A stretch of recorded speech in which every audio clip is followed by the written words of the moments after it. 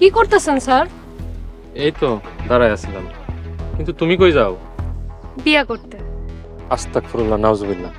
তোমার না লতিফের সাথে বিয়ে হয়ে গেছে? আস্তাগফিরুল্লাহ, আমি লতিফের বিয়ে করবো কোন দুঃখে?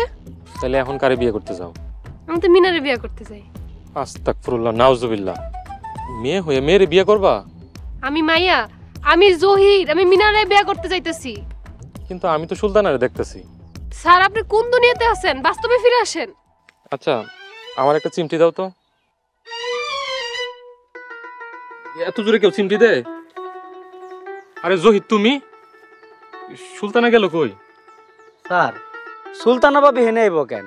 সুলতানা ভাবি তো লতিফের লগে, লতিফের বাড়িতে। আমি তো মিনারে বিয়া করতে যাইতেছি।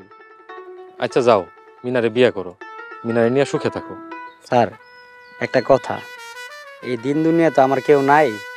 আমার বিয়ের বরযাত্রী হিসাবে যদি আপনি আমার লগে যাইতেন, অনেক খুশি হইতাম।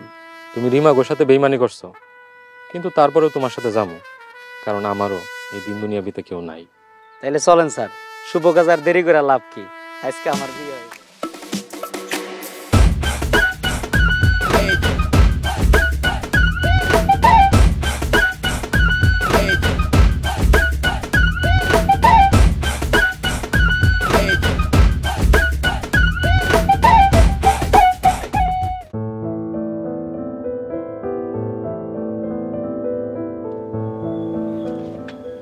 ভাবি সাহেব কি চিন্তা করতেছে?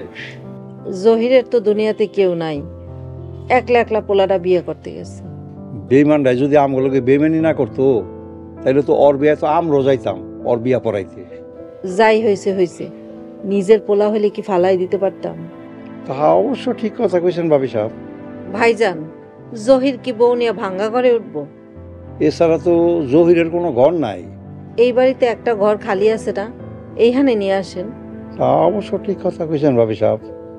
বৌমা, এই বৌমা। আব্বা ডাকছেন আমাকে? হ্যাঁ বৌমা, আচ্ছা আমার একটা গেস্ট রুম আছে না? আছে তো, যাও ওই রুমটা সুন্দর করে গুছায় রাখো। কেন, কোনো গেস্ট আইবো? হ্যাঁ, তোমরা যে রুমটা রেডি করো, কোন মেহমান আইতাছে ওইটা পরে দেখবা না।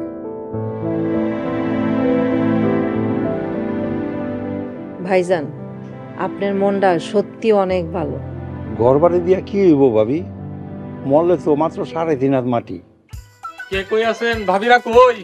জামাই আইসা পড়ছে। মোটা অঙ্কের টাকা না দিলে কিন্তু গেট সারুম না। আমি জামাই মানুষ, বেশি কথা বললে সমস্যা হবে। মাস্টার সাহেব, আপনি কথা বলেন। বরযাত্রী হয়ে দেখি ঝামেলায় পড়লাম। আচ্ছা ভাবিরা, আমি তো মোটা অঙ্কের জরিমানা করতে পারি, আমি মোটা অঙ্কের টাকা দিতে পারি না। মোটা অঙ্কের টাকা না দেন, হালকা কিছু তো দিবেন। এই নেন 20 টাকা, এই 20 টাকা দিয়ে বোম্বে সুইট ছানাচুর কিনা খায়। না না, এত কম টাকায় ছাড়বো না। কোন 1000 টাকা দিবেন? আরে আমার কাছে 1000 টাকা নাই তো, কোত্থেকে দিব? তাইলে বলেন, পরে দিবেন। আচ্ছা এখন ছাইরা দেন, 1000 টাকা দিব, কিন্তু পরে দিব। 1000 টাকা কাম হইব না, 5000 টাকা দেওয়ান লাগবে। আর কি বাকি কোনো কাম নাই, এখন দিতে হইব। আরে এত টাকা দেওয়া তো সম্ভব না, এত টাকা কই পামু? স্যার এমন করতেছেন কেন? দেন না 5000 টাকা, একদিনই তো দিবেন। সুলতানা, তুমি কইতেছ? আচ্ছা এখনই দিতাছি, মোরলের খরচের টাকা আছে, ওইটা দিয়ে দিতাছি।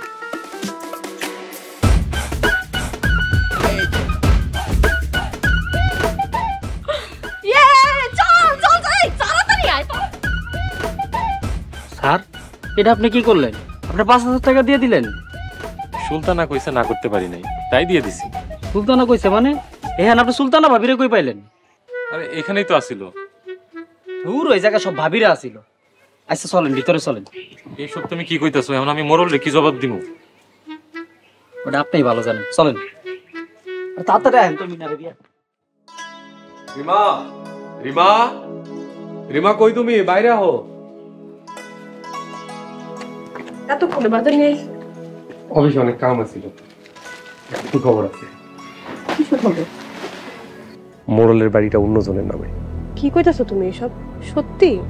আমার তো আগেই সন্দেহ হয়েছিল, এবার যেমনি করে হোক বাড়িটা আমি কিনব। তুমি যে কিনতে চাইতেছো, এত টাকা পাইবা কই? জ্যাঠা তো সব টাকা নিয়ে গেছে। ওইটা লইয়া তুমি চিন্তা করো না। ও জহির বউ নিয়ে বাড়িতে আইছে? এখনো তো আসে নাই। আচ্ছা ঠিক আছে, তুমি গুড়া মাছ রান্না করো, আমি আইতাছি। ঠিক আছে, তাড়াতাড়ি এসো। হ্যাঁ কি রে বাজার আছে? হ্যাঁ, গুঁড়া মাছ আছে।